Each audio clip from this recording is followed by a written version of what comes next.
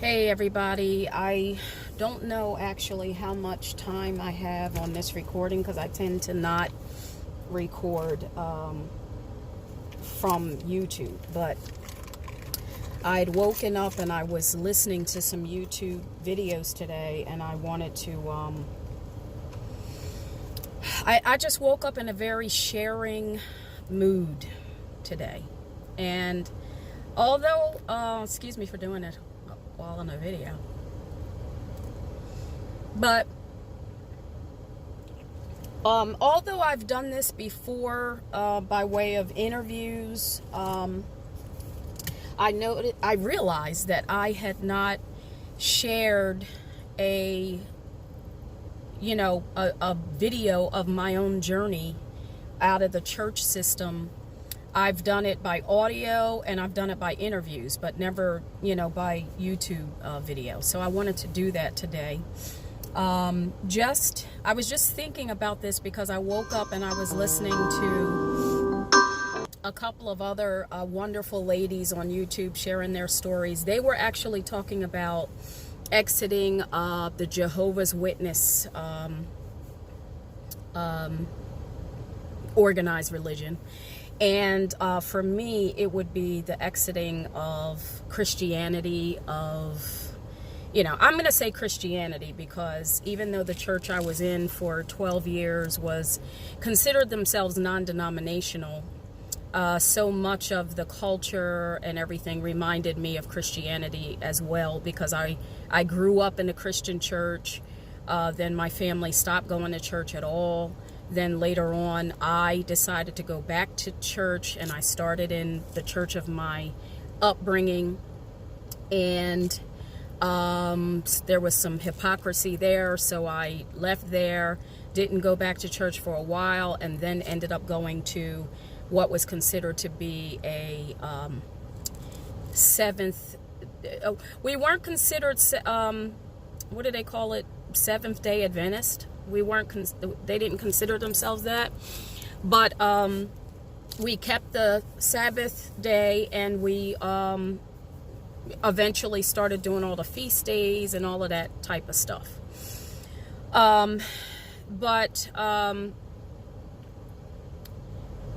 This was, for myself, I exited the church system in 2011. So it's been a long time. So I'm going back in my mind to recall so much of what that experience was like for me. And I remember the day that I decided that I was going into the church. A friend of mine, had recommended it, and I saw how different she was, and I loved it, how consistent she was. And I went into this church system and process. And before I went into the church, I had, like I said, I had gone back to the church of my upbringing, which was Christian, I guess, Baptist, I don't even know, just Christian. And between leaving that church and going into the next church, I had started to pick up the Bible. And when I would read the Bible, I would get so much revelation from the Bible. And what I mean by that is I would get information that was deeper, more expansive, beyond what was just written on that page. So when I went into the church, I actually had to shrink myself down in terms of my understanding of things, because the pastor was reading what was on the page, but I was getting information that was so much more like out here. I can't even explain it. It was just more expansive off the page and deeper in understanding than what I was getting when it would come over the pulpit. But what going into the church system provided for me at that space and time that I did go in was I had a lot of questions about, who I was, what I was doing here on the face of the earth, what's going on? Like, a lot of questions like that. And I felt like they were not being answered. Not that I was even necessarily asking them to anyone, because I didn't think anybody around me could answer those questions. But because I felt at this particular space and time, a urging of some sort, and I felt like that urge was not being met, the church was the perfect place for me, because I wanted answers, and now I realize I wanted the lines to be drawn. I wanted, if this happens, that will happen. I wanted a surety. I wanted safety. I wanted a surety. I wanted what I felt like the church was giving me, what I was able to have. So I went into this particular church, and it was so loving and gentle and wonderful and all of that. And I spent years there, 12 years to be exact. And at a certain point, I didn't feel, after 12 years, and I'll just say that when you are keeping the seventh day Sabbath, it is unlike anything, as far as I'm concerned, that I experienced, unlike anything I ever experienced before in my life, because everything gets shut down. From sundown Friday night to sundown Saturday night, you aren't doing anything except reading the scriptures, period. Okay? So if you can imagine, I'm in a marriage where my husband and I didn't meet with me being this way. When we met, we had a great time. We were chilling, drinking, just chilling. You know what I mean? That was our existence. So when I went into this church setting, all of that got shut down. And not that we were drinking and stuff like that at that time, because we had started having babies and all of this, but our lives as we knew it was shut down. So my marriage started to suffer. And I didn't really know to what degree it was suffering, really, nor did I care, frankly, because what I had found in this religion was all that I needed. So if my marriage was about to go sideways or whatever, then so be it, because he was not a believer. He didn't think, he didn't, in his mind, it's not that he stopped me from doing anything, but, to I'll say the strictness, or I don't want to say strictness. This was what the word was saying. So this is what you needed to do. So to the degree that I kept in line, our marriage was not surviving that. Okay. So anyway, this is 12 years, and my children were with me. They were very young at the time. Although, the oldest two can recall so much of my experience, but the youngest two, of course, they didn't go through any of what my oldest two did, where they weren't allowed to go to any type of events at school, dances, any of that. They might as well not even approach me and ask, because we kept the seventh day Sabbath. So how can you even dare question this? You know what I mean? This is what we did. This was life. It was like, getting them used to a lifestyle, because that's what it was. Okay.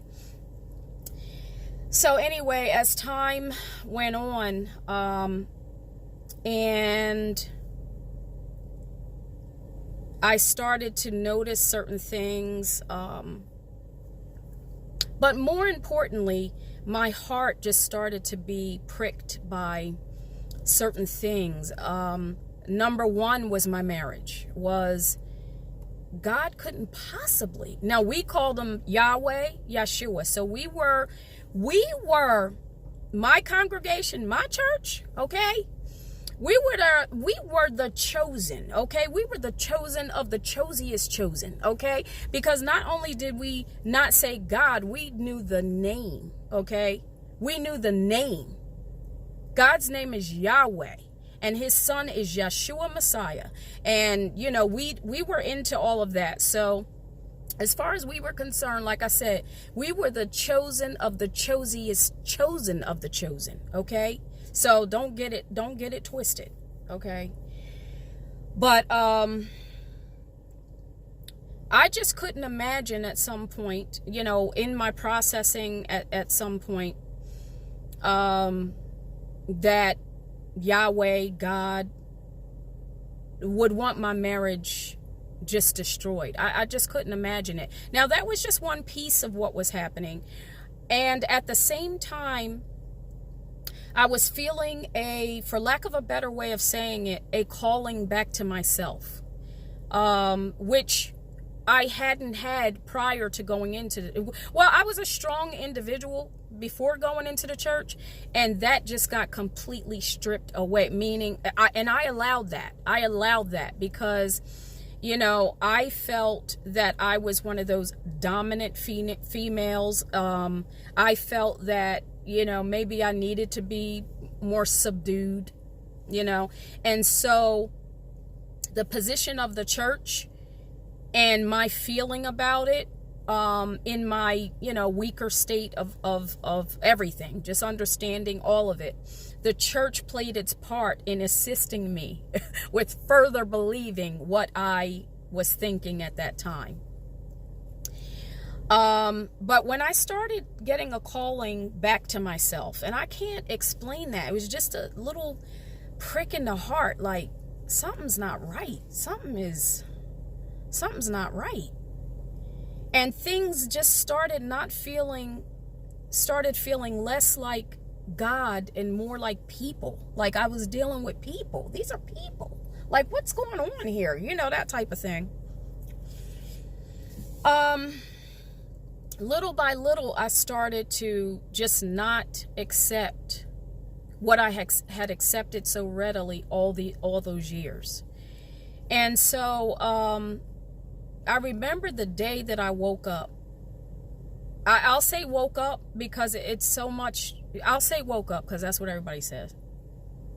But the day that something shifted, I had gone, you know, got up, was feeling different that day, but didn't know what was going on. Just felt, for lack of a better way of saying it, not attached to everything that I had been attached to before. Okay. And just, I was just at peace. Something was different. And I got up and I got dressed and I got my kids ready, same as I always did every Saturday morning, to head off to church, and met my best friend there. She started going to the same church. We sat on the same pew, as a matter of fact. And this particular day, I had kitchen duty. So, you know, we were all going to eat, which we all looked forward to. It was a wonderful experience all the time. And I had kitchen duty after service. But what happened was, during service this particular day, the gentleman that was in the pulpit that was talking, he said something in the scriptures. It was as if those scriptures were basically telling women to stay in their place. Basically, he was using the scriptures to talk about telling women to stay in their place. Because I remember it like it was yesterday. And because I'm going to say that it was because of the buildup that I was coming back to myself slowly and didn't have any understanding of this. It was just all a feeling that was happening over time. When he started talking that particular day, it was as if the words took flight, literal flight, spiritual, literal flight out of his mouth and came directly toward me. That's what it was like. It felt like his words just flew at me like a spiritual entity or being or something. That's the only way I can put it. And it was as if his words were challenging me to make a decision, to either stay here believing this, or it was like it was asking me, is this true? Is this true for you? And the answer was no. This is not true for me. And it wasn't just that, but that must have been an icing. That's all I can say is it must have been an icing on some kind of cake, because at that very moment, I knew from the top of my head to the bottom of my feet that I was never coming back to not only this location, but that it was like something sucked every aspect of everything that I had been believing. It was like something just reached in and took it right out, just took it out. Because everything was just gone, wiped out, wiped clean. It was like I don't know. I can't even explain it. It was gone. And it wasn't just that moment. Like I said, it was so much other stuff, and beyond the church and what I was experiencing. And that moment was it. And it was like a light switch, like boop, like that quick. From 12 years of, the word that came to me was sacrifice. I sacrificed my money, my time, my marriage, my children, myself, to this process, to this organization, to this understanding, to this belief, to everything about it. I gave myself over to it. And in that moment, it was gone. And I knew. Now, the rest of that day, like I said, I was on kitchen duty. So I decided I was going to fulfill my obligations, feeling the way I was feeling, knowing what I knew. Everybody around me is functioning, and it felt like everything was in complete slow motion. Because as people were talking to me, it was like inside of myself, I thought, I'm never going to see you again. As we ate, as I washed dishes, as I functioned, it was like I took in everything because I knew I was never going to see it again. And I had my oldest son with me, who then was a lot younger, but I walked out of the church, walked down the steps, walked to the car, and when I got in my then van, I just bust out crying. I let it all go, like right in the van. I had to apologize to my son because I didn't know I was holding it together when I was inside the church, but I was holding it together. And when I got in the car, it just all came out. It just all came out.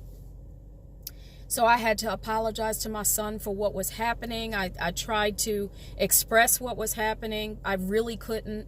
And my best friend had taken my other children and gone to her home like we always did, because my husband didn't keep the Sabbath, but my best friend kept the Sabbath at the time along with me. So I would go to her house to finish keeping the Sabbath and not come home until almost the sun was going down, because I didn't want my husband, I didn't want to put him out in his own home, basically. But I was away from him, and this was for 12 years, guys, 12 years. So anyway, as I'm going to my best friend's house, I struggled with whether or not I was going to tell her what I was experiencing, because I didn't want, if I had any influence of some sort, I didn't want to influence her or whatever in any way, shape, or form. I just wanted to be able to tell her what I was going through. And I couldn't, at a certain point, I couldn't help it. So I got to her house and just like I always did, came in, took my shoes off, and she's like, girl, she starts talking and everything. And she went to crack a joke. And I busted out crying. And she said, okay, wait a minute. And she plated, gave the kids their food and everything, and sent them on their way into a bedroom or something, so that they were away from whatever I was about to say. She didn't even know what I was about to say. She just knew I needed to let go. And so her and I went outside on her patio, which is one of our favorite places to hang out. And I just cried. I don't know how many tears I cried that day. I don't know how many tears I cried that day, but it was a lot. And one of the things I told her that I questioned God about, I said, if I were to shut this book and walk away from all of this, will you still be there? Was a question that I asked.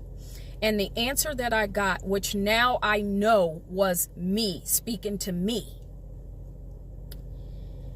was, you will find me in the characteristics of the trees, in the characteristics of the grass, in the sky, in everything that you walk by to go into those, everything that you've ever walked by to go into the walls of that church and have some man interpret who or what I am. You will now see. You will now see what what I am. And that was an interpretation at that time.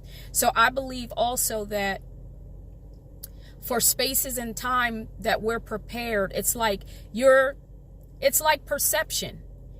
You're only going to see what you're willing to see. Other than that, you will not see any more than that. And that is what's true. And for me, and because of these wonderful videos that I woke up to, where I was paying attention to, where is this person at now in their mindset? Are they still seeking another God, another organization, another belief system? And for one, it seemed like she was still in search, in that search mode, which is awesome and incredible. And for one, she had come to the same place that I came to, because here is what happened with me. Now, mind you, I kept the Sabbath for 12 years. And I might need to do another video, but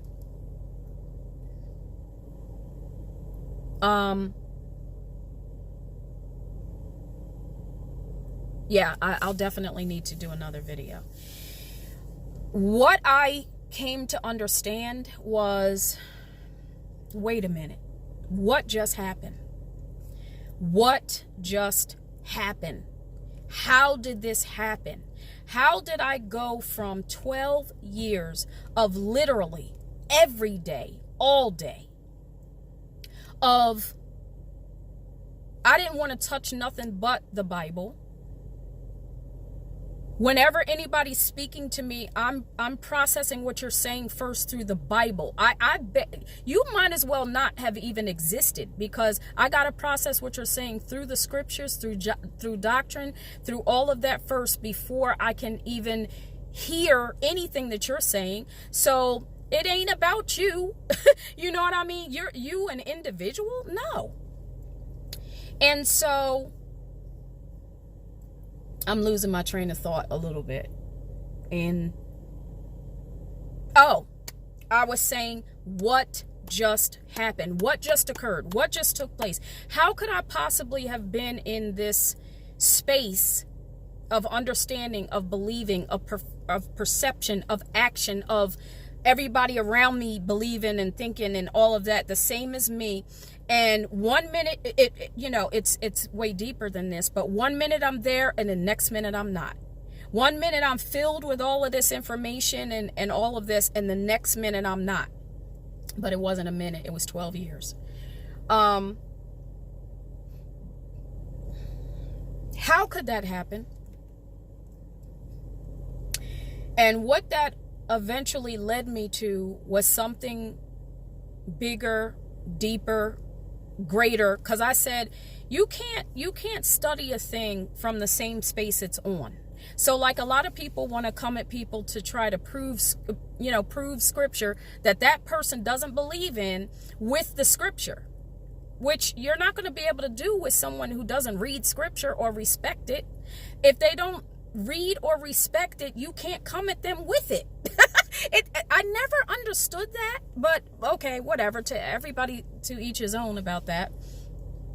But I decided when I left not only a belief system about church or organized religion or anything like that, but even just everything, I decided I was going to completely wipe the slate clean of everything that I had ever been taught. Because as far as I'm concerned, if I could come to this place where I was at and it was so completely different, it's like out of the same two eyes, you're seeing everything very differently. If that could happen, then I was questioning everything. And I still continue to. Everything. And my question about how could this happen led me to the power of the mind. Just generally speaking, the power of the mind. Perception, perspective. That anything that we focus our attention on, it locks out any ability to see anything else until something occurs that it's like you're putting in a key and turning a lock to a different perspective. This is how our brains work. This is not just about religion. This is about the very system that we're in. We're in a system, and within this system, things were handed to us in this system. Religion was handed to us in this system. All kind of constructs about who we are and who we're not, what we should and what we shouldn't think. Somebody naming a color is something somebody told you.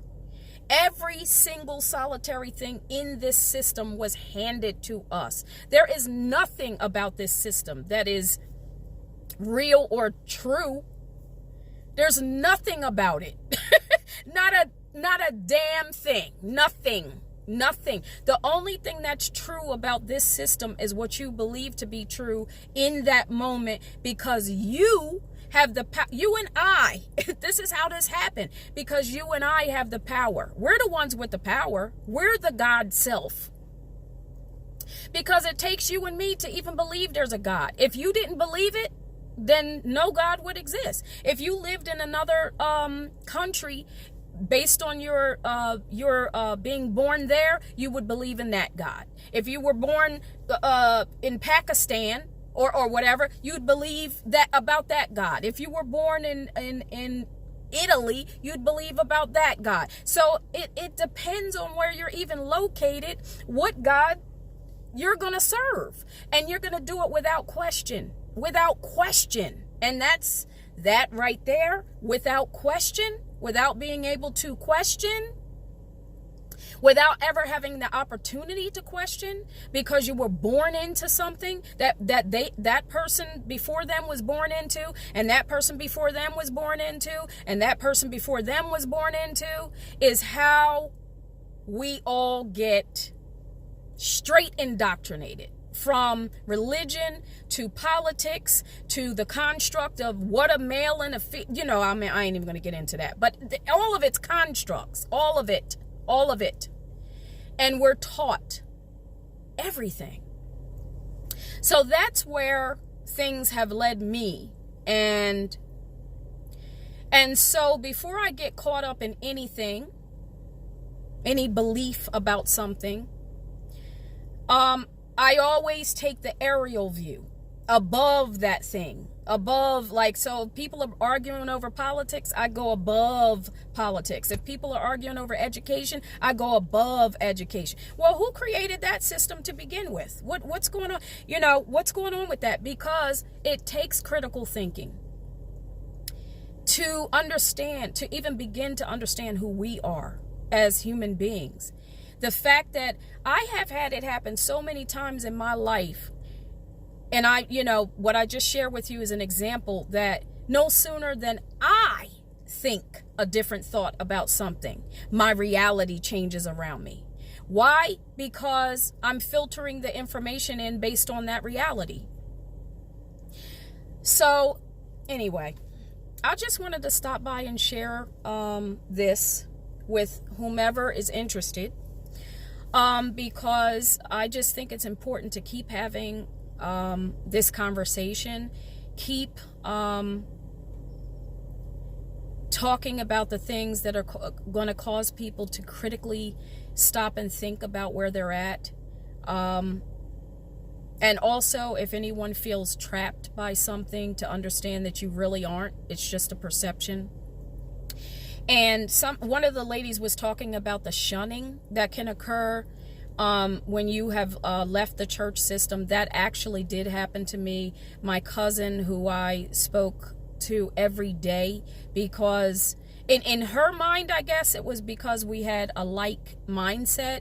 In my mind, I thought it was because we simply loved each other as human beings. Because as far as I'm concerned, when you meet somebody on the street, when you walk up to somebody and you guys begin to communicate, the very first thing that's happening is you are connecting heart to heart, not religion to religion.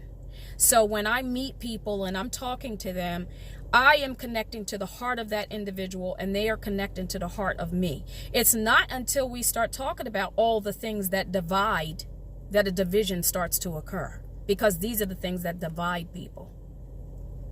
But when I started to express to her that I no longer believe certain things, and I felt like, I was like, oh, like I'm just talking.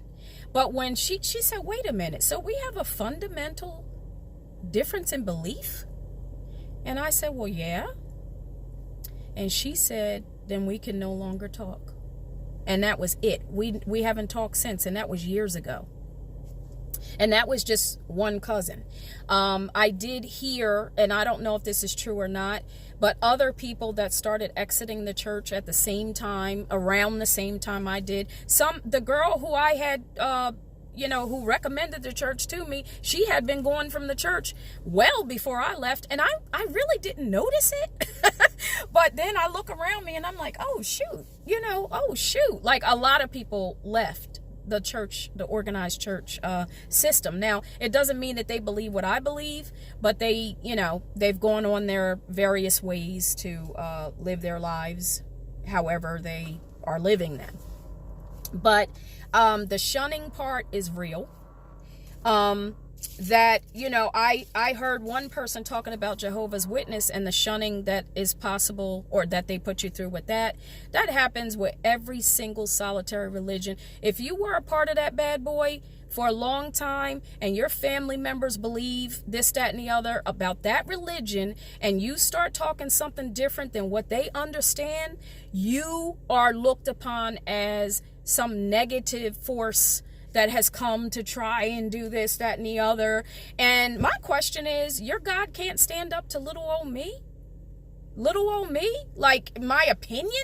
And what God that is omnipresent, omnipotent, all of this, even gives a damn about what the hell I'm talking about? You know what I mean? And I'm sorry, I'm sorry.